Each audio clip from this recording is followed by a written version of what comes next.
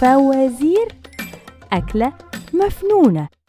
يا مساء الفل والروقان، معاكم مونيكا ميشيل، وجه وقت نعرف حل طبق امبارح، والحل هو فيلم حرب الفراولة. ودلوقتي هنعرف فزورة النهاردة ونكشف الطبق اللي جواه أكلة مفنونة كلها حاجة تتلف وتتلم من غير خيط، طعمها ناعم ويفرح أي بيت، حلوة تدخل القلب قبل اللسان، تسعد الطفل والكبير كمان. لو فصلناها الأولى منها من الشعر كلام حلو وجميل مش أليم، إحساس يتعاش من زمن قديم، بين الريحاني وضحكة ليلى يبان.